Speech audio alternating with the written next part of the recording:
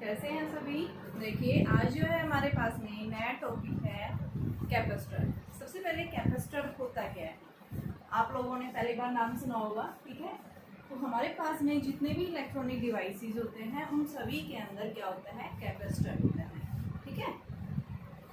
जो है आपके पास में मान लो फैन है, ठीक है, टीवी है, यानी जितने भी इलेक्ट्रॉनिक डिवाइसेस हैं उन सब के अंदर हम कहीं ना कहीं क्या कर रहे हैं, कैपेसिटर। मोबाइल के अंदर जो चार्जर होता है, चार्जर के अंदर भी क्या होता है, कैपेसिटर। जो क्या कर रहा है, चार्ज को स्टोर कर रहे हैं। तो यहाँ पे हम क्या बता रहे हैं कि भाई कैपेसिटर होता क्या है, समय कैपेसिटर की जरूरत क्यों पड़ी।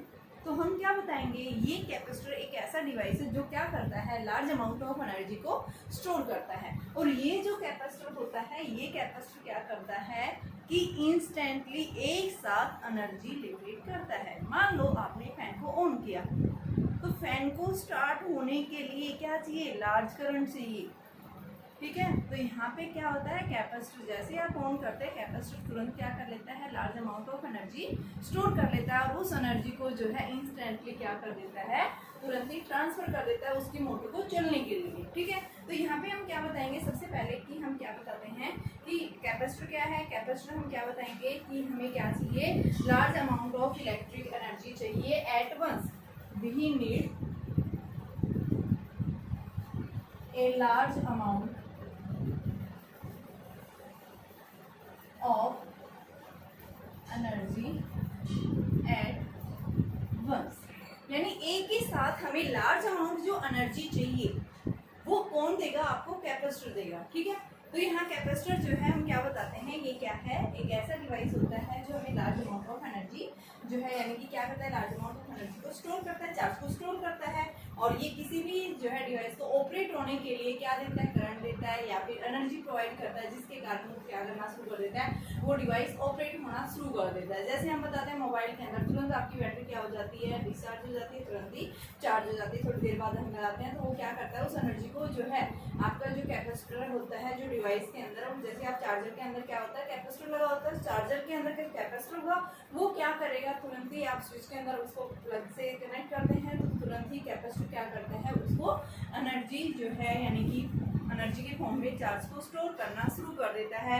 और वो एनर्जी किस फॉर्म में होती है बेटा, आपकी इलेक्ट्रिक फील्ड एनर्जी की फॉर्म। तो यहाँ हमारे पास में है कि भाई बैटरी का फिर क्या रोल है, बैटरी भी होती है। तो बैटरी जो है क्या है, ये एकदम से यानी एक साथ एनर्जी प्रोवाइड नहीं करती है, ये क्या करती है, थोड़ा स्लोली धीरे धीरे जो है एनर्जी प्रोवाइड करेगी। एक साथ यानी एट वंस जो देता है एनर्जी, कौन देता है, कैपेसिटर। बट बैटरी जो है वो क्या करती है, स्लोली एनर्जी प्रोवाइड करती है। बैटरी के अंदर क्या होता है, आपके पास में सबसे पहले हम क्या बताते हैं, बैटरी के अंदर जो है केमिकल्स वगैरह होते हैं। तो वो क्या करेगा, सबसे पहले बैटरी के अंदर जो है कन्वर्ट केमिकल एनर्जी, और फिर उस केमिकल एनर्जी से किस में चेंज होगी, इलेक्ट्रिकल एनर्जी।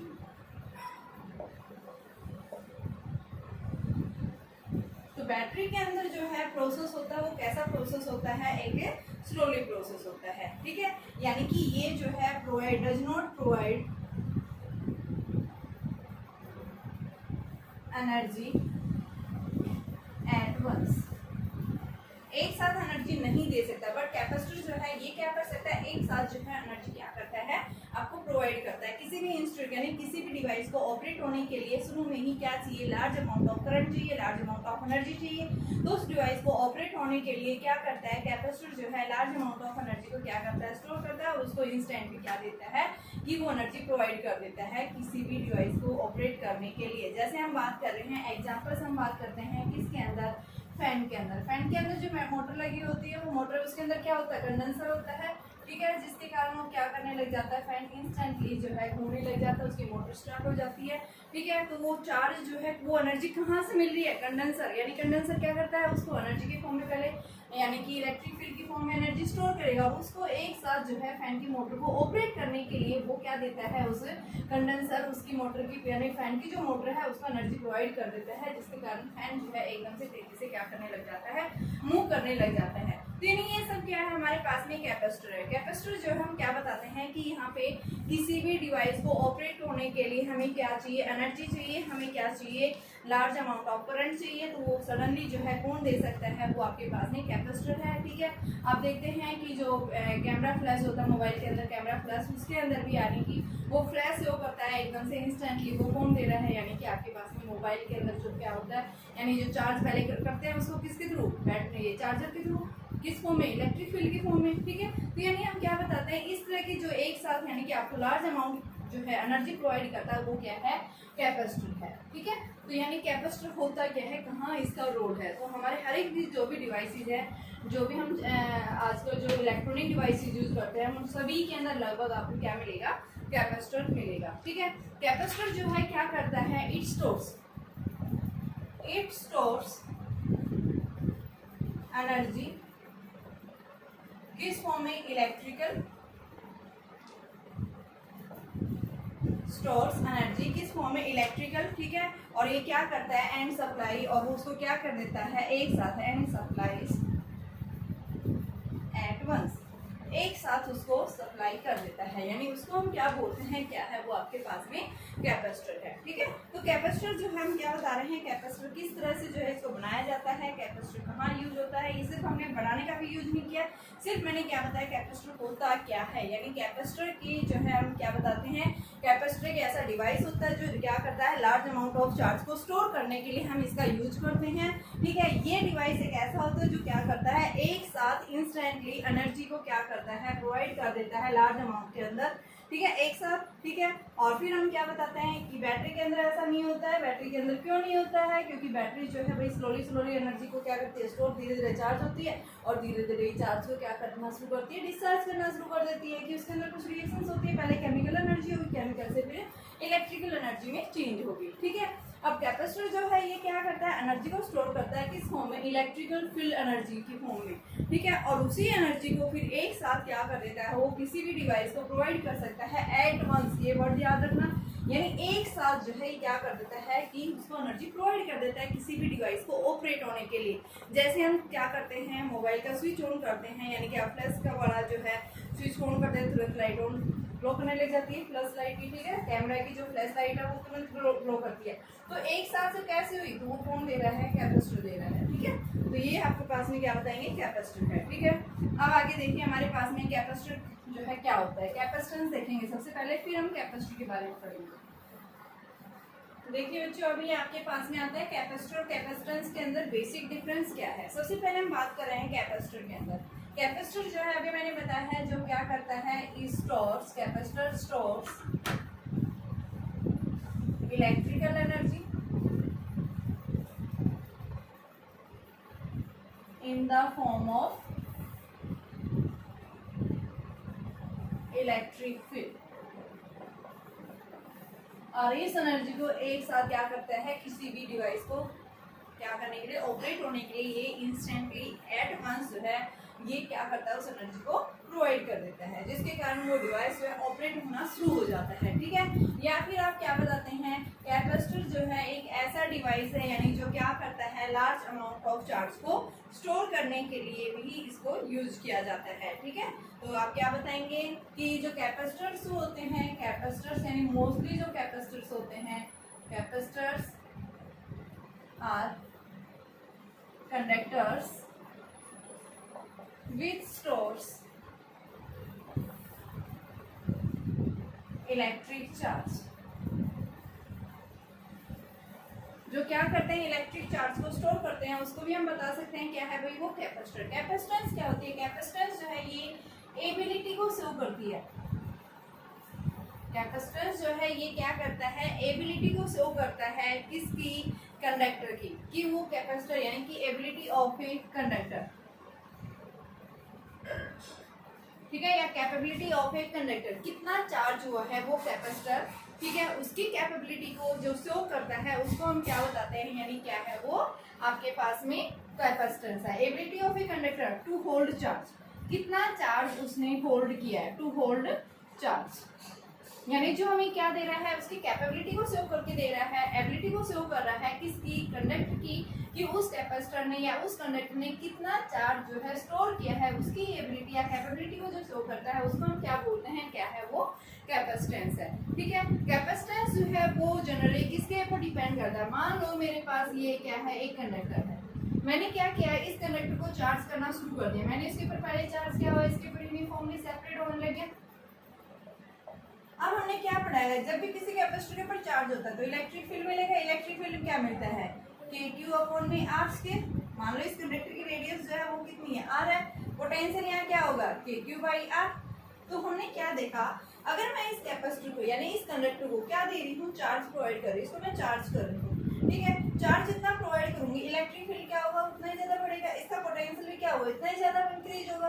तो यानी कहने का मतलब क्या है कि चार्ज जितना प्रोवाइड कर रही हूँ इसका पोटेंशियल क्या हो रहा है, उतना ही ज्यादा इंक्रीज हो रहा है। जितना पोटेंशियल बढ़ रहा है इसका मतलब क्या है, उसका इलेक्ट्रिक फील्ड भी उतना ही ज्यादा इंक्रीज हो रहा है। क्योंकि आप देख रहे हैं यहाँ पे इलेक्ट्रिक फील्ड जो है वो क्या है, KQ/R स्क्वायर। V जो है वो क्या है, KQ/R स्क्वायर। भाई जितना ज्यादा चार्ज प्रोवाइड करेंगे इलेक्ट्रिक फील्ड बढ़ेगा, जितना ज्यादा चार्ज देंगे पोटेंशियल इंक्रीज होगा। तो यहाँ पे इस कंडक्टर के ऊपर क्या होगा, जितना ज्यादा अगर हम इस कंडक्टर को जितना चार्ज प्रोवाइड करेंगे उतना ही ये क्या करेगा कंडक्टर, उसकी अक्रॉस जो है पोटेंशियल की वैल्यू उतनी ज्यादा इंक्रीज होगी और उतना ही ज्यादा इसका इलेक्ट्रिक फील्ड। तो देखो आप लगातार इसके कंडक्टर को चार्ज प्रोवाइड कर रहे हैं तो क्या देखते हैं, इसके सराउंडिंग में यानी इसके आसपास क्या होने लग जाता है, ये फुली चार्ज हो जाता है। और फिर उसके बाद जो है क्या होने लगता है, कंडीशन ऐसी आती है कि आप इसके ऊपर लगातार चार्ज को बढ़ा रहे हैं, पोटेंशियल भी इसका बढ़ना शुरू हो जाएगा। तो इस कंडक्टर के सराउंडिंग में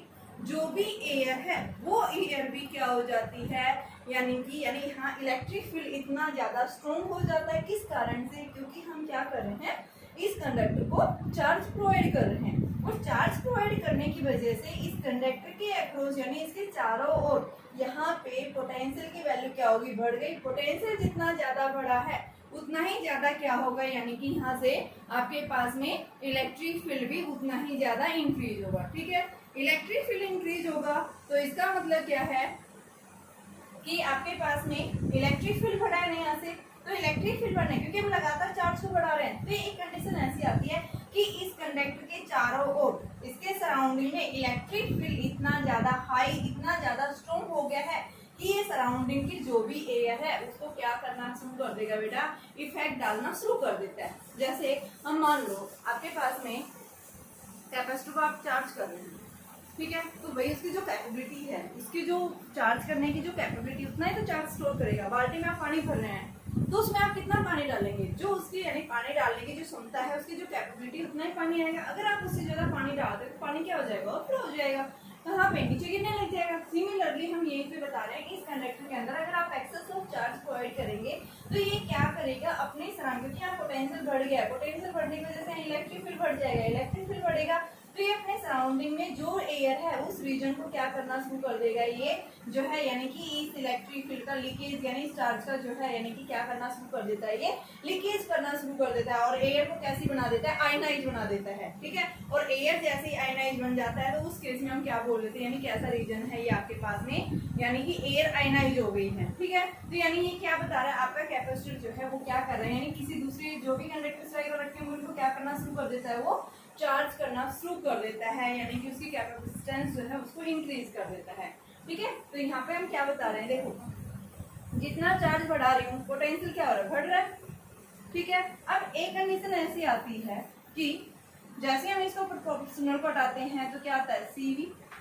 तो यहाँ से क्या कह रहे हैं कि आप जितना चार्ज बढ़ा रहे हैं तो क्या होना चाहिए, आपको चार्ज बढ़ाना है लेकिन पोटेंशियल क्या होना चाहिए, चार्ज भी ज्यादा हो और पोटेंशियल की वैल्यू क्या हो, कम हो। तो इसके लिए हम क्या फॉर्मूला बताते हैं कि आपके पास पोटेंशियल की वैल्यू, इसको कैसे कम किया जाए, तो इस पोटेंशियल की वैल्यू को कैसे किया जाएगा कम, अगर इस V को इसके नीचे, तो उस केस में हम क्या बताएंगे कि चार्ज बढ़ाने पर उस कंडक्टर की कैपेसिटेंस बढ़ेगा लेकिन पोटेंशियल जो है वो क्या हो जाएगा, उसका उतना ही कम हो जाएगा, ठीक है। तो देखिए एक बार सबसे पहले मैं कैपेसिटेंस बता रही हूँ। कैपेसिटेंस जो है क्या होता है, कैपेसिटेंस जो है ये हमें क्या बताता है, किसी भी कंडक्टर की चार्ज करने की, स्टोर करने की कैपेबिलिटी को शो करता है कि किसी भी कंडक्टर ने कितना चार्ज स्टोर किया है, उसको हम क्या बोलते हैं, क्या है वो कैपेसिटेंस है, ठीक है। कैपेसिटेंस यानी अगर हम किसी भी कंडक्टर के अक्रॉस जितना ज्यादा चार्ज अप्लाई करेंगे क्या होगा, वहाँ पोटेंशियल उतना ही ज्यादा बढ़ेगा, इलेक्ट्रिक फील्ड बढ़ेगा, ठीक है। आप लगातार पोटेंशियल की वैल्यू को इंक्रीज कर रहे हैं, चार्ज दिए जा रहा है, चार्ज बढ़ाएंगे कंडक्टर क्या होगा,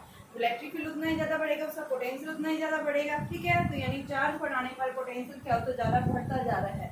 अब ये क्या कर रहा है कि यहाँ पे कंडीशन ऐसी आती है कि इस कंडक्टर के आसपास चार्ज इतना ज्यादा स्ट्रॉन्ग हो गया, यानी कि इतना ज्यादा इलेक्ट्रिक फील्ड स्ट्रॉन्ग हो गया कि उसने एयर को आयनाइज करना शुरू कर दिया है। तो यहाँ पे क्या हो जाएगा कि आपके पास में कि हम क्या बताते हैं कि हमें क्या करना पड़ेगा ताकि वो आयनाइज की कंडीशन ना करे, यानी उसके सराउंडिंग में जो भी रीजन है उसको क्या ना करे, वो चार्ज ना करे यानी आयनाइज ना करे। तो उसके लिए हम क्या बताते हैं कि चार्ज बढ़े लेकिन जो है उसका पोटेंशियल क्या हो, कम हो। तो उस लिए इस कारण से हम क्या बताते हैं कि पोटेंशियल को रिड्यूस करने, सबसे पहले हमने प्रोपोर्शनल बताया, सी आ गया। सी क्या है, कांस्टेंट। इस कांस्टेंट को हम क्या बोलते हैं, कैपेसिटेंस ऑफ ए कंडक्टर। ठीक है, तो ये क्या कर रहा है, चार्ज बढ़े, कैपेसिटेंस भी बढ़े लेकिन पोटेंशियल क्या हो उसका कम हो। ठीक है, तो यहाँ से पोटेंशियल की वैल्यू क्या हो जाएगी, इसके इनवर्सली प्रोपोर्शनल ले लेंगे। तो कैपेसिटेंस का क्या फॉर्मूला है हमारे पास में, C is equal to Q by V। ठीक है, या Q इज चार्ज जो है वो CV के इक्वल होता है और C is equal to Q by V। तो ये क्या कह रहा था हमारे पास में, capacitance of a conductor.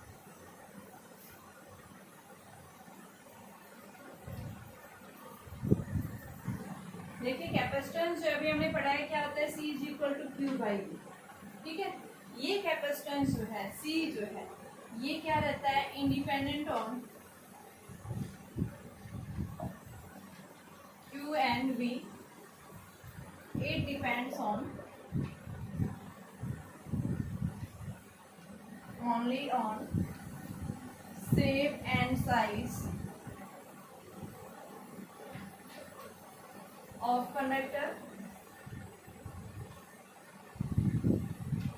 and second medium paper। इन दो फैक्टर्स के ऊपर ये डिपेंड करता है। Q और V के ऊपर क्या रहता है, ये इंडिपेंडेंट। जैसे हम क्या पढ़ते हैं, I इज इक्वल टू क्या होता है, V बाई R। तो R is equal to V upon I। तो आपका जो रेसिस्टेंस है वो V और I के ऊपर क्या रहता है, इंडिपेंडेंट रहता है। सिमिलर हम क्या बताते हैं कि आपके पास में C जो है कैपेसिटेंस, ये भी क्या करता है, Q और V के ऊपर इंडिपेंडेंट रहता है। ठीक है, यहाँ पे हम क्या बताएंगे, इसकी यूनिट क्या होगी, यूनिट ऑफ C कैपेसिटेंस। तो बेटा Q क्या है, 1 फैराड हो जाए, सॉरी 1 कूलम। अगर चार्ज आपके पास 1 कूलम है इन 1 वोल्ट मीटर जो है उसके अक्रॉस आपने अप्लाई किया है, तो यहाँ पे coulomb volt inverse is equal to 1 farad. तो कैपेसिटेंस की यूनिट क्या होती है, फैराड। इसको फैराड F से डिनोट करते हैं। और फैराड जो है वो क्या है, एक लार्ज यूनिट। ठीक है, बहुत ज्यादा बड़ी यूनिट होती है। ठीक है, तो ये आपके पास में 1 फैराड कैपेसिटेंस जो है वो यानी कि बहुत ज्यादा लार्ज कैपेसिटेंस होता है उसके पास में।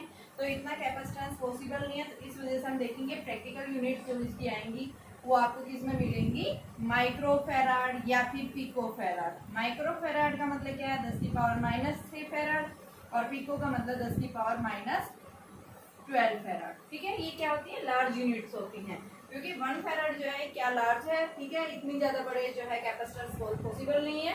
ठीक है, तो यहाँ पे हम क्या बताते हैं कि कैपेसिटर जो होते हैं हम देखेंगे, न्यूमेरिकल देखेंगे, वो पिको या माइक्रो के अंदर मिलेंगे आपको। ठीक है, तो ये क्या है आपके पास में, कैपेसिटेंस की इसकी यूनिट होती है। तो कैपेसिटेंस क्या बताता है, जो क्या बताओगे, कैपेसिटेंस सिर्फ ये बताता है किसी भी कंडक्टर ने कितना चार्ज स्टोर किया है, उसकी कैपेबिलिटी को शो करता है। और कैपेसिटर मैंने क्या बताया, कैपेसिटर एक ऐसा डिवाइस होता है जो क्या करता है, चार्ज को स्टोर करता है किस फॉर्म में, इलेक्ट्रिकल एनर्जी की फॉर्म में। ठीक है, और यहाँ इलेक्ट्रिकल एनर्जी किस फॉर्म में होगा, इलेक्ट्रिक फील्ड की फॉर्म में होगा। तो यहाँ से हम देखते हैं, सबसे पहले आपके पास में एक स्फेरिकल कंडक्टर है, उस कंडक्टर की हम कैपेसिटेंस निकालेंगे। ठीक है, जैसे हमारी अर्थ है, अर्थ भी क्या है, स्फेरिकल कंडक्टर है। ठीक है, तो यहाँ हम निकाल रहे हैं सबसे पहले एक स्फेरिकल कंडक्टर है, उस स्फेरिकल कंडक्टर का कैपेसिटेंस आप कैसे निकालेंगे,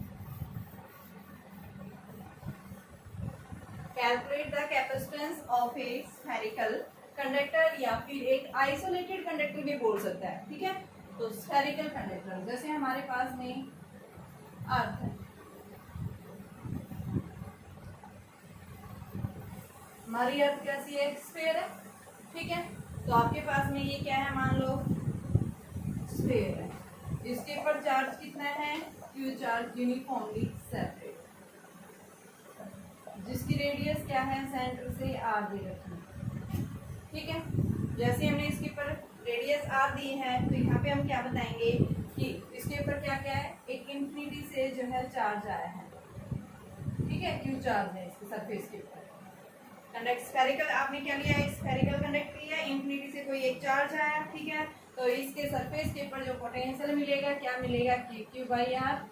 अब डेफिनेशन के अकॉर्डिंग सी क्या होता है, क्यू बाई वी, तो यहाँ सी क्या हो जाएगा, क्यू अपॉन में वी की वैल्यू के क्यू बाई आर, क्यू से क्यू कैंसिल, के को ऊपर लेके जाओ 4 पाई एप्सिलॉन नॉट आर, तो ये क्या आ गया, यानी आपके पास में देख रहे हैं सी जो है कैपेसिटेंस किसके ऊपर डिपेंड कर रहा है, आपके पास रेडियस ऑफ कर्वेचर, यानी कि ये जो है सी डिपेंड्स ऑन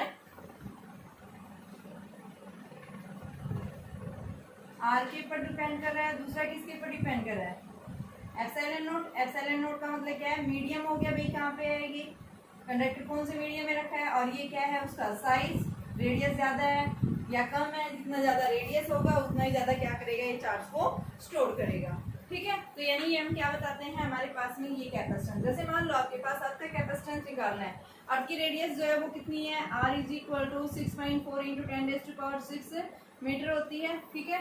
तो यहाँ से जब हम निकालते हैं तो 4 पाई एप्सिलॉन नॉट की जगह आपके पास में 1 अपॉन ये 6.4 इंटू 10⁻⁶ अपॉन 9 इंटू 10⁻⁹, तो जब आप इसको करते हैं तो ये 711 माइक्रोफैराड, ठीक है, इतना कैपेसिटेंस आ जाता है आपके पास में अर्थ का जो कैपेसिटेंस है, यानी रेडियस जो कितनी है 6.4 इंटू 10⁻⁶ मीटर है, उस केस में कैपेसिटेंस की वैल्यू क्या है आपके पास में 711 माइक्रोफैराड के इक्वल आता है, ठीक है। अब आता है हमारे पास में, अगर देखो कि जो स्फेरिकल कंडक्टर्स होते हैं, ठीक है, वो एक गुड कैपेसिटर, यानी कि जो कंडक्टर्स होते हैं, conductors are not good capacitor, क्यों नहीं होते उसका रीजन देखिए।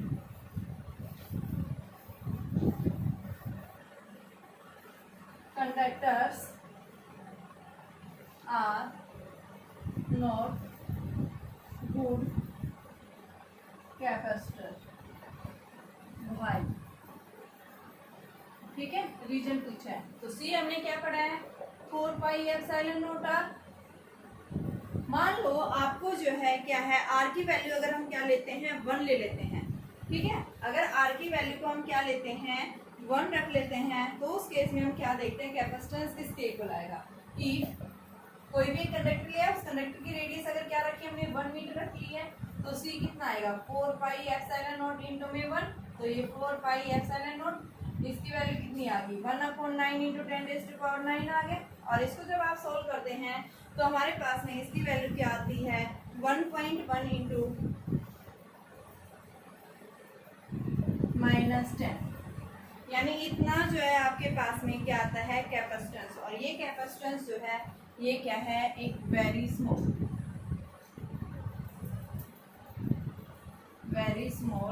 कैपेसिटेंस, ठीक है। स्फेरिकल कंडक्टर्स होते हैं उनका कैपेसिटेंस जो है वो क्या है, वेरी स्मॉल है, इस वजह से वो गुड कैपेसिटर्स नहीं है। अगर मान लो आपने क्या किया है 1 फैराड, अगर आपको यानी कि अगर सी क्या चाहिए 1 फैराड चाहिए, तो उस केस में उस रेडियस कंडक्टर की रेडियस क्या होगी, तो यहाँ से 1 इज इक्वल 1 फैराड रख दिया, 4 पाई एप्सिलॉन नॉट की जगह हम क्या रख देंगे आर अपॉन में 9 इंटू 10⁻⁹, तो आर जो है वो क्या है 9 इंटू 10⁻⁹, यानी इतनी जो है रेडियस चाहिए, यानी 1 माइक्रोफैराड के लिए आपको कंडक्टर की रेडियस जो है वो कितनी चाहिए, इतनी ज्यादा, और इतनी ज्यादा रेडियस पॉसिबल नहीं है, क्योंकि हमारी अर्थ की रेडियस कितनी है 6.4 इंटू 10⁻⁶ मीटर है, ठीक है। तो कंडक्टर के हम कैसे बना सकते हैं, हमारी अर्थ ही कंडक्टर है, हमारी अर्थ का साइज इतना बड़ा है, तो हम इतना कंडक्टर हम कैसे बना सकते हैं, ठीक है। तो इस कारण से जो है एक स्फेरिकल कंडक्टर जो है यानी गुड कैपेसिटर की तरह बिहेव नहीं करते हैं, ठीक है। तो यानी हम क्या बताएंगे कि आपके पास में जो है ये जो स्फेरिकल कंडक्टर्स होते हैं वो गुड कैपेसिटर्स नहीं कर होते, ठीक है। अब अगर आपसे पूछे जाए कि अगर ये जो स्फेरिकल कंडक्टर्स होते हैं, इन स्फेरिकल कंडक्टर्स के पास में एनर्जी कितनी आएगी, तो हमें क्या निकालना है, उसकी एनर्जी को निकालना है, ठीक है। तो हम क्या निकालेंगे, energy stored in A spherical conductors, देखिए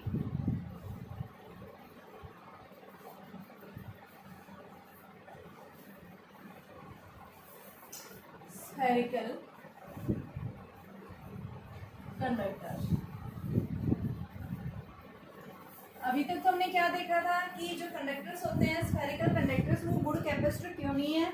अब हमें क्या निकालना है, इन स्फेरिकल कंडक्टर्स की एनर्जी निकालनी है कि कितनी एनर्जी जो है ये क्या कर रहे हैं, स्टोर कर रहे हैं। ठीक है, तो हमने क्या लिया, सबसे पहले एक स्फेरिकल कंडक्टर कंसीडर किया। ठीक है, और उस स्फेरिकल कंडक्टर पे क्या आ रहा है, कोई भी एक चार्ज इन्फिनिटी से उसके सरफेस की तरफ मूव कर रहा है। तो मान लो हमने क्या लिया है, एक स्मॉल चार्ज एलिमेंट लिया। ठीक है, वो स्मॉल चार्ज एलिमेंट क्या कर रहा है कि इन्फिनिटी से और उस कंडक्टर के सरफेस की तरफ क्या कर रहा है, मूव कर रहा है। मान लो आपके पास ये क्या है, एक कंडक्टर है जिसकी रेडियस कितनी है r, इसके सरफेस के ऊपर कितना चार्ज था, q चार्ज था। यहाँ इन्फिनिटी से एक चार्ज स्मॉल चार्ज आया है dq, मान लो यहाँ से यहाँ तक इसके ऊपर आया तो dq चार्ज मूव कर रहा है। जब भी कोई चार्ज पार्टिकल इन्फिनिटी से इस कंडक्टर की तरफ मूव कर रहा है तो यहाँ पे हमने क्या पढ़ा है, कुछ वर्क डन होगा। जब भी कोई चार्ज पार्टिकल एक पॉइंट से दूसरे पॉइंट की तरफ जा रहा है तो मान लो कंडक्टर इसके सरफेस के ऊपर आया है तो यहाँ पे आपके पास में v इज इक्वल टू, बेटा क्या पढ़ा है आपने, dw by dq। Small charge आ रहा है, वर्क डन क्या होगा, स्मॉल। तो यहाँ से dw is equal to v dq।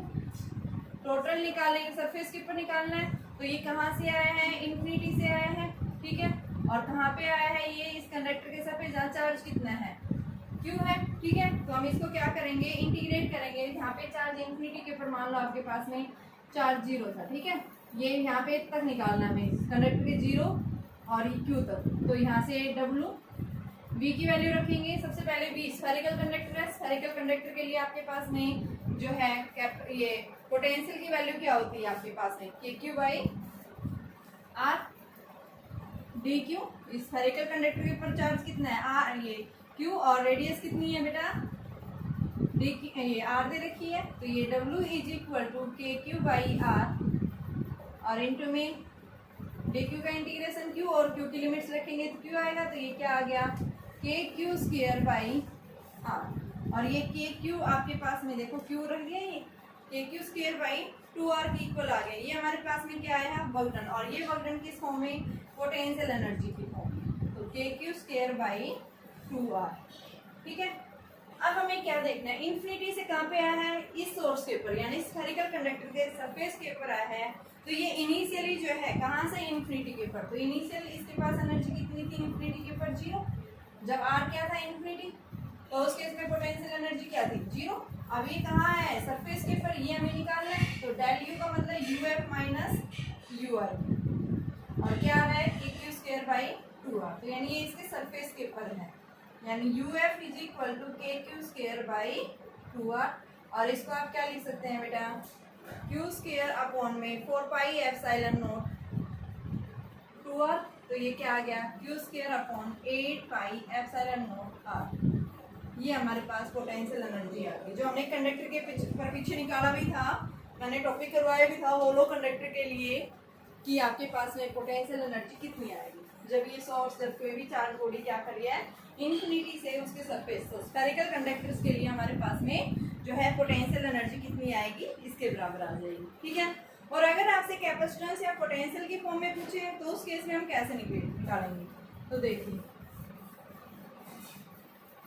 Potential energy in form of C and V।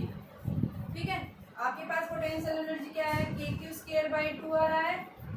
तो अगर q हम क्या ले लें, cv ले लें। इस फॉर्म में पूछा आपके पास में यहाँ से कि आपको इसको q और v की फॉर्म में निकालो। ठीक है, तो यहाँ से देखिए आप, सबसे पहले इसको पहले मैं कैसे लिखूंगी, q स्क्वायर अपॉन में 8 पाई एप्सिलॉन नॉट r लिख दिया।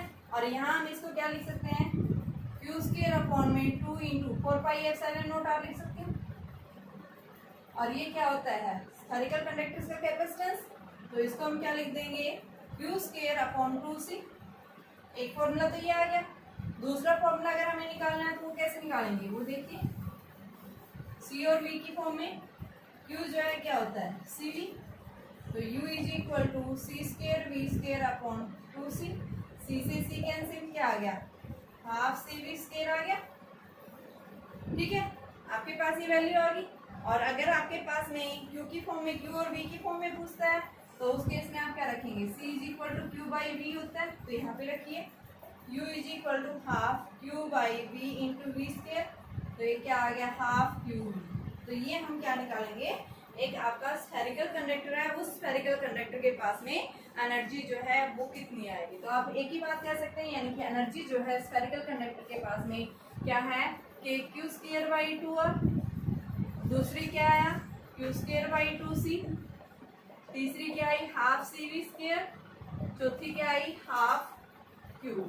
ये चारों फॉर्मूले इसी के ही है, ठीक है। आप किसी फॉर्म में क्यों, न्यूमेरिकल के ऊपर डिपेंड करता है आपका किस तरह का है। तो किसी कोई भी स्फेरिकल कंडक्टर एंड कैपेसिटर जो भी होता है उनके पास एनर्जी यही होती है, ठीक है। या मैंने स्फेरिकल कंडक्टर लेके आया, स्फेरिकल कंडक्टर मैंने कैपेसिटर लिया, लेकिन वो एक गुड कंडक्ट कैपेसिटर नहीं है।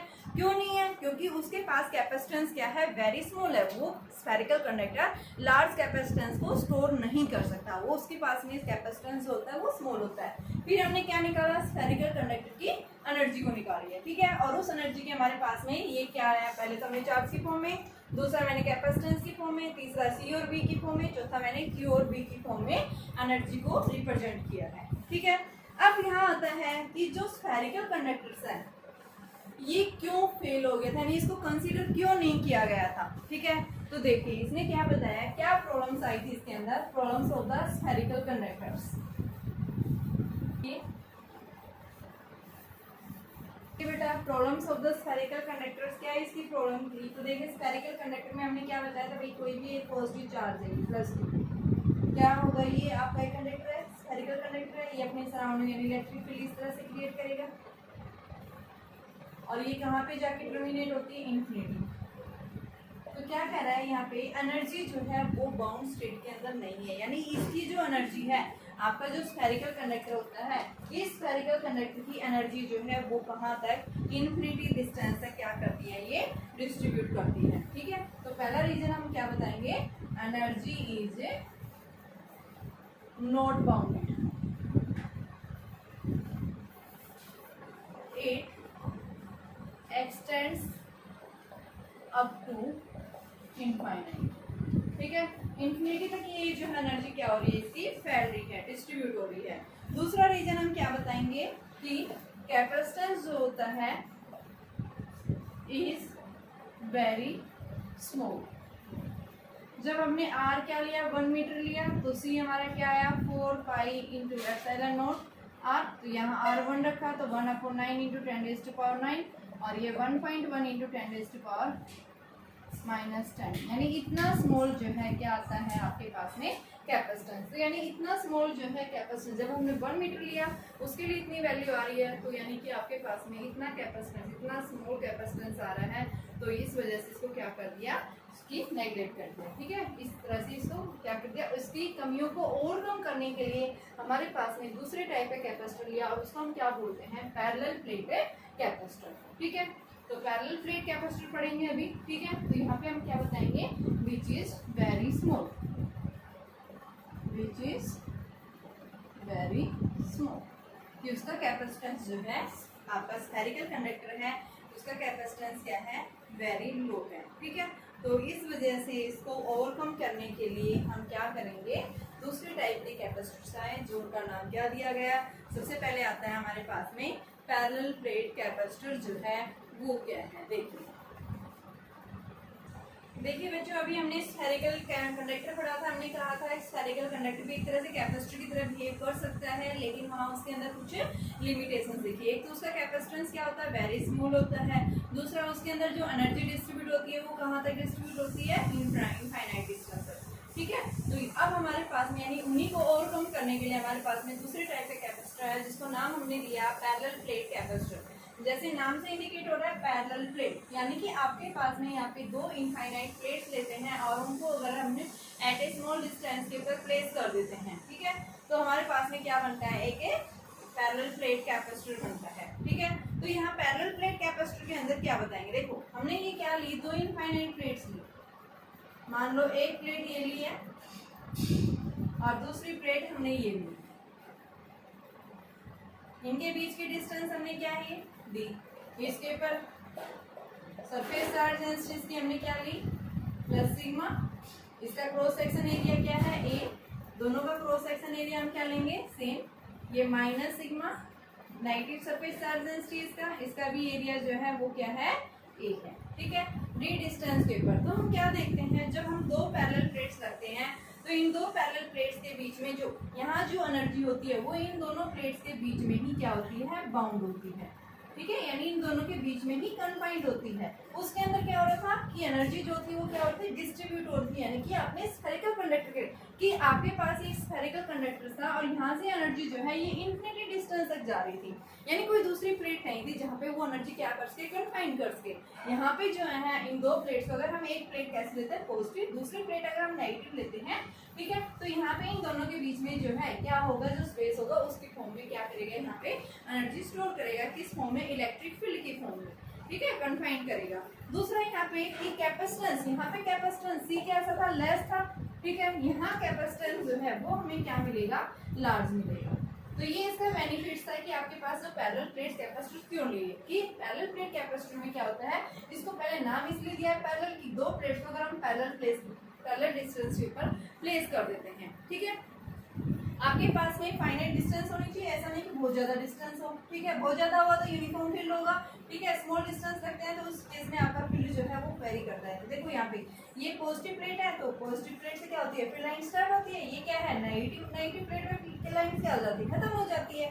तो यहाँ पे इन दोनों प्लेट्स के बीच में क्या करेगा, एक यूनिफॉर्म फील्ड एग्जिस्ट करेगा, ठीक है। इसके एंड्स के ऊपर फील्ड लाइंस ऐसे कर्व्स हो जाती हैं, तो यहाँ पे हम क्या बोलते हैं, क्या कर रहे हैं, ये आपके पास में ये जो है इसकी फ्रिंज विड्थ है, इस तरह से एंड्स के ऊपर, ठीक है, यहाँ पे बीच में यूनिफॉर्म फील्ड और इसके एंड्स के ऊपर जो है हमारा जो फील्ड मिलता है वो कैसा मिलता है, फ्रिंज विड्थ, यानी फ्रिंज की फॉर्म में, फ्रिंजेस की फॉर्म में, यानी कर्व शेप में आपकी फील्ड लाइंस आती है, ठीक है। यहाँ बीच में यूनिफॉर्म, इस रीजन के अंदर ये क्या करेगा, एनर्जी स्टोर करेगा, ठीक है। अब देखिए हम बनाते कैसे हैं इस यानी कि इस कैपेसिटर को, इसका भी कैपेसिटेंस यही है, C is equal to Q by V। Capacitance, ये हर एक कैपेसिटर का फॉर्मूला यही रहेगा, क्या करके क्या बताता है, ये चार्ज स्टोर करने की कैपेबिलिटी को क्या कर रहा है, शो कर रहा है। अब वही अब इसको बनाएंगे कैसे, किस तरह से, तो देखिए एक बार इसकी थ्योरी समझो सबसे पहले कि हमें नेगेटिव प्लेट, ये दो प्लेट्स क्यों रख रहे हैं। तो देखिए हमने क्या देखा था कि जब एक स्फेरिकल कंडक्टर था हमारे पास में, उसमें एक सिंगल कंडक्टर था और उस सिंगल कंडक्टर के पास में यानी कि उसकी एनर्जी जो है वो इंफिनिटी तक क्या हो रही थी, एक्सटेंड हो रही थी, ठीक है। तो यहाँ पे हम क्या करेंगे कि अगर मैं एक प्लेट ले लूँ, मान लो पॉजिटिव प्लेट ले मैंने, ये पॉजिटिव प्लेट है, इसको मैंने फुली चार्ज कर रखा है, जिसके थ्रू एक बैटरी के थ्रू, ठीक है, प्लस सिग्मा चार्ज दिया, इसका क्रॉस सेक्शन एरिया है। अब मैंने क्या किया, एक दूसरी प्लेट ली, इन दोनों के बीच में मैंने एक बैटरी लगा दी, ठीक है। तो बैटरी लगाते ही यहाँ से क्या करेगा, ये नेगेटिव प्लेट से कनेक्टेड, यानी इसके ऊपर नेगेटिव चार्ज चला गया। तो क्या होगा इसके अंदर कि, या फिर आप इसको रहने दो, देखो मान लो दो प्लेट्स हैं, दो मेटल की प्लेट ले रहे हैं हम, एक मेटल प्लेट मैंने ये ली है,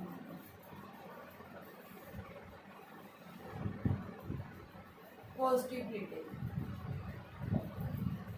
प्लस Q चार्जेस, ठीक है, एरिया इसका एक है, इसको मैंने क्या कर रखा है, फुली चार्ज कर रखा है, एक कंडक्टर यानी एक सोर्स के थ्रू, जिससे इसको एनर्जी फुल चार्ज दी। इसके पास मैंने एक अनचार्ज प्लेट रखा, स्मॉल डिस्टेंस के पास, आइडेंटिकल यानी सेम एरिया है इसका, ठीक है, चार्ज नहीं है। तो इंडक्शन के कारण नियरेस्ट फेस पे क्या होगा, नेगेटिव चार्ज आएगा, फार्दर स्टैंड के ऊपर क्या आएगा, पॉजिटिव चार्ज इंड्यूस हो जाएगा। कि एक चार्ज प्लेट के पास में अनचार्ज प्लेट रखी, due to the electrostatic induction के कारण क्या हो जाएगी, प्लेट चार्ज हो जाएगी, एक साइड कैसा चार्ज आ गया, नेगेटिव आ गया, एक साइड कैसा आ गया, पॉजिटिव। ये वाला एंड इससे दूर है, ये वाला एंड इसके नजदीक है, इन दोनों के बीच में क्या होगा, स्ट्रॉन्ग फोर्स ऑफ अट्रैक्शन, ये क्या आएगा, फोर्स ऑफ रिपल्सन, ये कैसा होगा, वीक होगा क्योंकि दूर है ये, ठीक है। तो वीक फोर्स ऑफ रिपल्सन होने की वजह से यहाँ पे ये क्या कर देंगे, हम इसका अर्थिंग कर देंगे, यानी अर्थ ने इसको न्यूट्रलाइज कर दिया, ठीक है, इसको इलेक्ट्रॉन देकर के क्या कर देगा, इसको पॉजिटिव चार्ज को न्यूट्रल कर दिया, यानी क्या बच गया, नेगेटिव। अब ये नेगेटिव जो है ये क्या करेगा यहाँ पे कि नेगेटिव पोटेंशियल, नेगेटिव चार्ज जो है ये इस प्लेट के, हम चार्ज इसको अप्लाई कर रहे हैं, तो क्या कह रहा है, जितना चार्ज हम दे रहे हैं तो ये नेगेटिव प्लेट इसकी पोटेंशियल को क्या करेगा, डिक्रीज करेगा। अगर हमने अर्थिंग नहीं किया था, मान लो ये दोनों है, हम इसको चार्ज कर रहे हैं, नेगेटिव प्लेट क्या करेगा, इसके पोटेंशियल को डिक्रीज करेगा, और ये पॉजिटिव वाला चार्ज जो है ये क्या करेगा, इसके पोटेंशियल को इंक्रीज करने की कोशिश करेगा। लेकिन यहाँ ये क्या कर रहा है, ये लार्ज डिस्टेंस के ऊपर है, ये क्या है, स्मॉल डिस्टेंस के ऊपर है। यहाँ फोर्स ज्यादा स्ट्रॉन्ग है, यहाँ फोर्स वीक हो गया। तो यहाँ इस पॉजिटिव प्लेट यानी पॉजिटिव चार्ज जो इंड्यूस हुआ है, इसका इफेक्ट इस प्लेट के ऊपर कम होगा। इस नेगेटिव वाली प्लेट का इसके ऊपर यानी नेगेटिव चार्ज का इस प्लेट के ऊपर एक लार्ज इफेक्ट आएगा, और ये क्या करेगा, इस पॉजिटिव यानी कि जो इसका जो पोटेंशियल इंक्रीज हो रहा है, ये इसके पोटेंशियल को क्या करेगा, डिक्रीज करेगा। ठीक है, यानी कि हमने क्या किया, इसको ट्रांसफर कर दिया आपने, इसको न्यूट्रल बना दिया पॉजिटिव चार्ज को। अभी नेगेटिव चार्ज होता है, ये नेगेटिव चार्ज इस प्लेट के पोटेंशियल को क्या करेगा, डिक्रीज करेगा। जितना पोटेंशियल डिक्रीज होगा क्या होगा, यहाँ से ये बैटरी उतना ही ज्यादा चार्ज स्टोर करेगी। हमें चाहिए क्या, चाहिए यही चाहिए था, क्योंकि हमने बताया भाई कैपेसिटेंस जो है वो क्या चाहिए, Q बाई V। यहाँ पे लार्ज कैपेसिटेंस प्रोड्यूस करने के लिए पोटेंशियल क्या होना चाहिए, कम होना चाहिए, और ये कम कौन कर रहा है, नेगेटिव प्लेट कम कर रही है इसका पोटेंशियल। ठीक है, तो यहाँ पे हम क्या बताते हैं कि आपके पास में इस प्लेट का यानी कि इसका कैपेसिटेंस को बढ़ाने के लिए हम जितना ज्यादा चार्ज देंगे, पोटेंशियल क्या होना चाहिए, उसका उतना ही कम होना चाहिए। तो ये पोटेंशियल नेगेटिव कम कौन करेगा, ये नेगेटिव प्लेट, ये नेगेटिव चार्ज प्लेट। अगर हम इसके पास में एक दूसरी नेगेटिव प्लेट रख देते हैं पैरेलल में, तो ये नेगेटिव प्लेट क्या करेगी, इसके चार्ज को बढ़ाने के कारण इसके पोटेंशियल को लगातार ये क्या करती जाएगी, कम करती जाएगी। जितना पोटेंशियल इस प्लेट का कम होगा, उतना ही ज्यादा क्या करेगा, ये चार्ज स्टोर करेगा अपने पोटेंशियल को इंक्रीज करने के लिए। तो इस तरह से क्या करता है कि जब भी हम दो पैरेलल प्लेट्स को, एक पॉजिटिव प्लेट और एक नेगेटिव प्लेट, अगर हम एट ए स्मॉल डिस्टेंस के ऊपर प्लेस कर देते हैं, तो क्या करना शुरू कर देता है, वो एक लार्ज अमाउंट ऑफ चार्ज को स्टोर करना शुरू कर देता है। ठीक है, तो इस तरह से हम क्या बताते हैं, ये क्या हो जाएगी, इसकी कैपेसिटेंस की वैल्यू इंक्रीज हो जाएगी। यहाँ जो कैपेसिटेंस जो है वो मैंने क्या बताया है कि वो किसके ऊपर डिपेंड करता है, यहाँ पे कि इन प्लेट्स का जो है यानी कि इनका एरिया कैसा है। ठीक है, इनकी डिस्टेंस डी किसके ऊपर, यानी कि जो कैपेसिटेंस है वो किसके ऊपर डिपेंड करेगा, C depends on area, C depends on D। ठीक है, डायमेंशंस के ऊपर डिपेंड करेगा प्लेट्स के। तीसरा किसके ऊपर डिपेंड करेगा, नेचर ऑफ मेटल यानी कि मीडियम के ऊपर, मीडियम किस तरह का है उसके मीडियम के ऊपर भी क्या करता है, डिपेंड करता है। ठीक है, यहाँ पे प्लेट्स के बीच में अगर आपने प्लेट्स कैसे ले रखी है, इनफाइनाइट, यानी कि जो आपके पास में डी जो होना चाहिए वो क्या होना चाहिए, क्रॉस सेक्शन एरिया से स्मॉलर, यानी कि जो प्लेट्स ले रहे हैं इनका क्रॉस सेक्शन एरिया लार्ज हो, लेकिन इनके बीच की जो डिस्टेंस है वो कैसी होनी चाहिए, स्मॉल होनी चाहिए। ठीक है, तो इस तरह से हम क्या निकालते हैं, कैपेसिटेंस निकालते हैं। तो यहाँ पे हम क्या बताएंगे कि आपका जो कैपेसिटेंस होता है वो किसके ऊपर डिपेंड करता है, एरिया के ऊपर डिपेंड कर रहा है, डी के ऊपर डिपेंड कर रहा है, और साथ में जो है मीडियम के ऊपर भी डिपेंड करेगा। ठीक है, अब हमें कैपेसिटेंस की वैल्यू को निकालेंगे कैसे, क्या निकालना है, हमें कैपेसिटेंस निकालना है। तो इस कैपेसिटेंस को निकालेंगे कैसे, तो उसके लिए देखिए, to determine the capacitance of a parallel plate capacitor. Important topic है, कई बार एग्जाम में पूछा भी जाता है, इसलिए आपको न्यूमेरिकल्स भी मिलते हैं। तो क्या निकालना है हमें, capacitance of a parallel plate capacitor. Capacitance of a parallel plate capacitor. मान लो सबसे पहले हम क्या लेंगे, दो प्लेट्स लेंगे, इनफाइनाइटली लार्ज प्लेट्स ली हमने। ये आपके पास में प्लस क्यू चार्ज इस पे या प्लस सिग्मा ले लिए हम इस पे। इसका क्रॉस सेक्शन एरिया ए है। दूसरी प्लेट मैंने नेगेटिव प्लेट, जब एक पॉजिटिव नेगेटिव प्लेट को एट ए स्मॉल डिस्टेंस के ऊपर हम प्लेस कर देते हैं तो इनके बीच में एक यूनिफॉर्म फील्ड एग्जिस्ट करेगा इस तरह से। सबसे पहले हम देखेंगे इन दोनों प्लेट्स के बीच में जो यूनिफॉर्म फील्ड होगा वो क्या होगा, इसकी negative surface charge density, distance D है, क्रॉस सेक्शन एरिया दोनों प्लेट्स का ए है। ठीक है, तो देखो पॉजिटिव प्लेट के कारण इलेक्ट्रिक फील्ड किधर मिलेगा भाई, इस साइड। नेगेटिव प्लेट है, इसके कारण क्या, नेगेटिव नेगेटिव में इन्वर्ट होता है, जिसमें भी इस साइड। और इनफाइनाइट प्लेट्स के लिए आपने देखा था इलेक्ट्रिक फील्ड जो है सिग्मा अपॉन 2 एप्सिलॉन नॉट, और इसके लिए sigma upon 2 epsilon. Minus sign ये डायरेक्शन के लिए लेते हैं कि प्लस माइनस क्या होगा, प्लस का डायरेक्शन हमेशा आउटवर्ड और माइनस के लिए इनवर्ड होता है। तो यहाँ पे नेट दोनों की डायरेक्शन सेम जा रही है, तो नेट फील्ड जो आएगा वो क्या आएगा, E1 प्लस में E। हमें तो इन दोनों के बीच क्या चाहिए था, दो पैरेलल प्लेट्स ली थी, उन दोनों पैरेलल प्लेट्स के बीच में इलेक्ट्रिक फील्ड कितना एग्जिस्ट कर रहा है वो निकालना है। तो यहाँ क्या आ गया, सिग्मा अपॉन 2 एप्सिलॉन नॉट। यहाँ पे भी कितना आ गया, सिग्मा अपॉन 2 एप्सिलॉन नॉट। तो सिग्मा अपॉन एप्सिलॉन नॉट क्या आई, ये नेट फील्ड आ गई हमारा। कहाँ, इन दोनों प्लेट्स के बीच में। हमें निकालना क्या है, यहाँ पे कैपेसिटेंस निकालना है। कैपेसिटेंस निकालने के लिए क्या चाहिए हमें, C is equal to Q by P, यानी क्या चाहिए, पोटेंशियल। तो यहाँ दोनों प्लेट्स के बीच का पोटेंशियल डिफरेंस जो आएगा वो किसके इक्वल आएगा, ठीक है। तो यहाँ से देखिए बेटा, आपके पास में इनके बीच में इलेक्ट्रिक फील्ड कितना है, E है, डिस्टेंस कितना है, D। तो हमने एक फॉर्मूला पढ़ा था कि E is equal to minus del V by D, ठीक है। तो यहाँ माइनस सिर्फ हम नहीं लगा रहे, हम सिर्फ ये ले रहे हैं मैग्नीट्यूड के फॉर्म में, del V is equal to E into D ले लिया, ठीक है। यहाँ पे पोटेंशियल डिफरेंस का फॉर्मूला आ गया, यानी कितना आया आपके पास में, ये वैल्यू आ गई। और यहाँ से इसकी वैल्यू, ई की वैल्यू आप निकाल चुके हैं, पुट करिए sigma D upon epsilon naught del V, ठीक है। डेल वी निकाल के यहाँ पुट करो, तो आपके पास सिग्मा की जगह क्या है, सिग्मा जो है वो क्या होता है, surface charge density Q by A। तो ये पुट करेंगे, डेल वी की वैल्यू क्या आ गई, Q D by epsilon not A। तो C कितना बन गया, Q अपॉन में Q D epsilon not A। Q से Q कैंसिल, कैपेसिटेंस क्या आ गया, epsilon not A by D। तो पैरेलल प्लेट कैपेसिटर जो है उसके लिए कैपेसिटेंस की वैल्यू क्या आएगी, epsilon not A by D। तो आपने क्या देखा, ये कैपेसिटेंस किसके ऊपर डिपेंड कर रहा है, क्रॉस सेक्शन एरिया के ऊपर डिपेंड कर रहा है, प्लेट्स के इनके बीच के डिस्टेंस के ऊपर डिपेंड कर रहा है, और साथ में मीडियम के अंदर, ठीक है। तो यहाँ पे हम क्या बताएंगे, C depends on area D and medium. भाई इनके बीच में मीडियम क्या है, ठीक है। और इसका कैपेसिटेंस जो होता है एक कंडक्टर, स्फेरिकल कंडक्टर के कंपैरिजन क्या होता है, लार्ज होता है, ठीक है। अगर यहाँ पे आप क्या करेंगे, D की वैल्यू जितनी ज्यादा स्मॉल होगी एरिया से, कैपेसिटेंस उसका उतना ही ज्यादा इंक्रीज होगा। देख रहे हैं यहाँ से डिस्टेंस के ऊपर डिपेंड कर रहा है, डिस्टेंस जितनी ज्यादा बड़ी होगी कैपेसिटेंस कम, जितनी ज्यादा डिस्टेंस स्मॉल होगी कैपेसिटेंस क्या होगा इनके बीच का, उतना ही ज्यादा इंक्रीज हो जाएगा। तो इस तरह से हम क्या कर सकते हैं, पैरेलल प्लेट कैपेसिटर्स का कैपेसिटेंस की वैल्यू को हम क्या कर सकते हैं, इंक्रीज कर सकते हैं, ठीक है। अभी देखिए आपके पास में दो क्वेश्चंस हैं कि मान लो आपके पास में दो प्लेट्स हैं जिनका बीच की डिस्टेंस x है बेटा, और यहाँ पे इनकी लेंथ दे रखी है और ब्रेथ दे रखी है, दोनों प्लेट्स का कैपेसिटेंस कुछ है। जैसे क्वेश्चन क्या है आपके पास में, दो प्लेट्स हैं, ये हैं,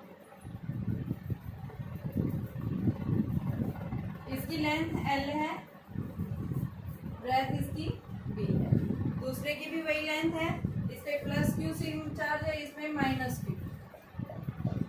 लेंथ और ब्रेथ दोनों की सेम है, इसकी भी ब्रेथ कितनी है B, length L, distance x दे रखी है। तो बताइए यहाँ पे आपको कैपेसिटेंस क्या मिलेगा, क्या फॉर्मूला पड़ा है, epsilon not A by D।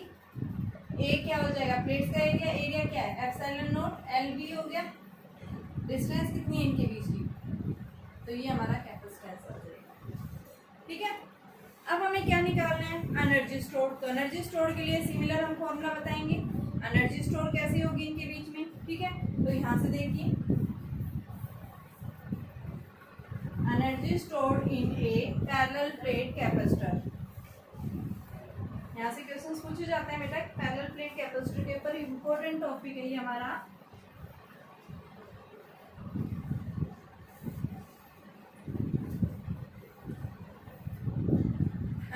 in a parallel plate capacitor,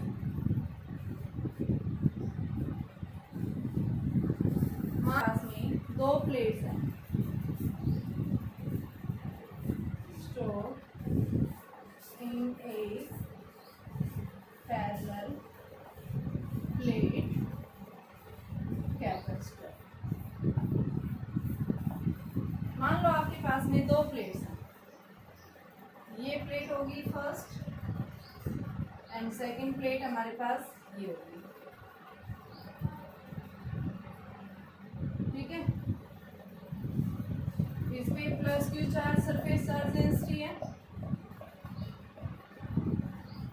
इस पे नेगेटिव है। जैसे ही मान लो मैंने इन दोनों प्लेट्स को क्या किया, एक बैटरी से कनेक्ट कर दिया। बैटरी से कनेक्ट करते ही क्या होगा यहाँ पे कि क्या करेगा ये कि इसके ऊपर इन दोनों के बीच में क्या था, इलेक्ट्रिक फील्ड था।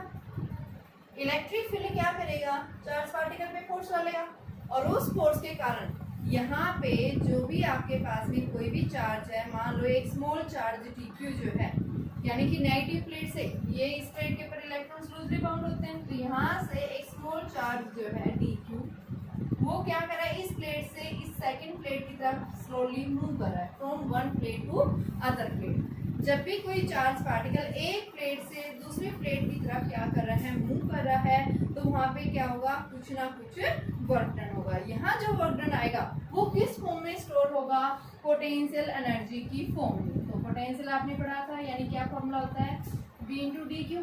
तो टोटल चार्ज कितना था यहाँ पे Q, तो मान लो यहाँ से यहाँ तक जाने में टोटल जो है चार्ज Q है इसके पर, तो W is equal to V की जगह Q by C D Q, 0 to Q, तो 1 by C Q square by 2, 0 to Q। तो ये आपके पास में वर्क डन जो किस फॉर्म में, पोटेंशियल एनर्जी की फॉर्म में, हाफ 2c क्यू स्केयर, ये फॉर्मूला आ गया, यानी क्यू स्केयर बाई 2c। क्या है ये हमारे पास में, पोटेंशियल एनर्जी। क्यू क्या होता है, CV, तो ये क्या बन गया आपके पास में, potential energy c square v square upon 2c। तो ये हमारे पास बच्चों बन गया हाफ CV स्क्वायर। ठीक है, सेम जो फॉर्मूला मैंने बताए थे, 3 फॉर्मूले निकले थे, क्या क्या निकला था, q square by 2c, half CV square, half QV। ये तीनों फॉर्मूले आप इससे बता सकते हैं, और ये क्या है, पोटेंशियल एनर्जी। ठीक है, तो आपके पास में ये क्या होगी, पोटेंशियल एनर्जी की फॉर्म में यहाँ वर्क डन होगा। ठीक है, जब एक प्लेट से दूसरी प्लेट की तरफ क्या कर रहा है, चार्ज मूव कर रहा है। ठीक है, अब हमारे पास एक क्वेश्चन है, देखिए क्वेश्चन क्या है। 2 प्लेट्स हैं, पैरेलल प्लेट्स, क्या कर रही हैं, वो पुल कर रही हैं एक दूसरे को D से 2D, यानी पहले उनके बीच की डिस्टेंस क्या थी, D थी। अब वो एक दूसरे को खींच रही है, यानी एक ने इधर फोर्स लगाया, दूसरे ने इधर लगाया, तो इनके बीच की डिस्टेंस पहले D डिस्टेंस से कितनी इंक्रीज होगी बेटा, 2D। ठीक है, तो यहाँ पे हमें क्या निकालना है, पोटेंशियल एनर्जी निकालनी है। ठीक है, तो कैसे निकालेंगे, देखिए क्यों प्लेट्स हैं, पहले वो D डिस्टेंस के ऊपर रखी हुई थी, ये प्लेट हो गई मान लो, इनके बीच की डिस्टेंस D थी। तो यहाँ पे आपके पास में इनिशियल कैपेसिटेंस क्या था, epsilon not A by D distance के ऊपर पोटेंशियल एनर्जी क्या है यहाँ पे, हाफ जो है क्यू स्क्वायर बाई 2c, ले लो इसको, ये ले लिया। ठीक है, और c की जगह क्या ले लेंगे, एप्सिलॉन नॉट बाई D। दूसरे केस में क्या कर दिया, डिस्टेंस जो है क्या कर दिया, 2D बढ़ा दिया, एक दूसरे को इस तरह से पुल करिए कि इनके बीच की डिस्टेंस क्या हो गई, बढ़ गई है, कितनी, D से 2D, D से कितनी हो गई है, 2D। तो उस केस में फाइनल पोटेंशियल एनर्जी जो आएगी, half Q square by C। तो Q की जगह हमारे पास एज इट इज, C की जगह क्या हो जाएगा, 2 epsilon not A by 2D। ठीक है, ये वैल्यू आ गई है। और अब हमें क्या निकालना है, यहाँ से इनके बीच का पोटेंशियल डिफरेंस, एनर्जी का डिफरेंस, यानी कि बताइए वर्क डन कितना आएगा। ठीक है, इनके द्वारा, तो आप क्या कर दो, फाइनल जो एनर्जी आई है UF माइनस UI कर दो, Q square by 2 epsilon not A 2 minus 1D। तो क्या आ गया, Q square D by 2 epsilon not A, ये वैल्यू आ जाएगी। ठीक है, यानी आपके पास में वैल्यू आ गई। देखिए बेटा, हमें क्या निकालना है अभी, इन पैरेलल प्लेट्स के बीच का फोर्स निकालना है, force between parallel plate capacitor. आपने क्या देखा था, पैरेलल प्लेट्स के बीच में इलेक्ट्रिक फील्ड एग्जिस्ट कर रहा है। एक प्लेट कैसी थी, पॉजिटिव, दूसरी प्लेट कैसी है, नेगेटिव। तो इनके बीच में क्या करेगा, एक यूनिफॉर्म फील्ड लाई करेगा।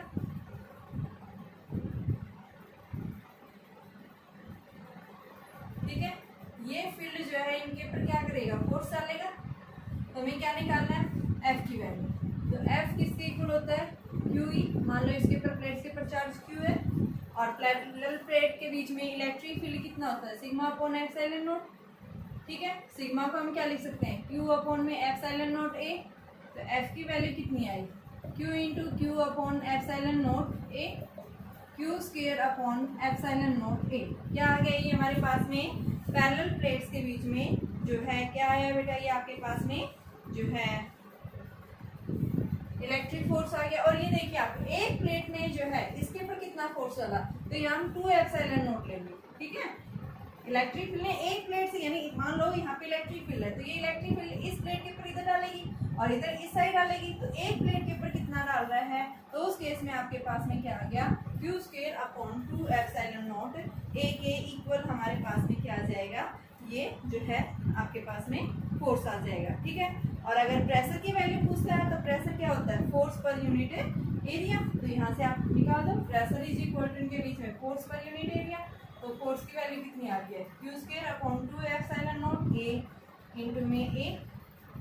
तो क्या आ गया, क्यू स्क्वायर अपॉन में 2 एप्सिलॉन नॉट ए स्क्वायर, और क्यू स्क्वायर क्यू बाई ए क्या होता है, sigma square upon 2 epsilon not. इसको हम इस तरह से लिख सकते हैं। क्या है ये, प्रेशर। ठीक है, क्या बोलेंगे, क्या है ये, प्रेशर।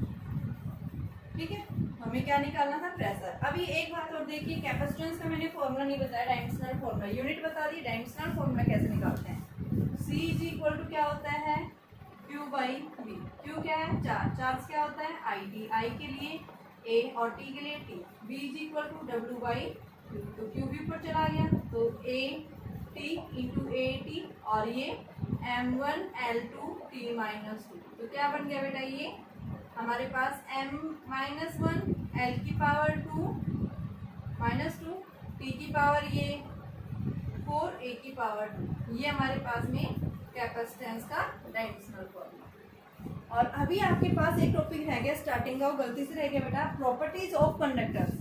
ठीक है, जो हमारा कैपेसिटर शुरू होने से पहले हमें करवाना था, तो अभी मैं प्रॉपर्टीज कल करवाऊंगी। ठीक है, उसके बाद फिर हम आगे डिस्कस करेंगे।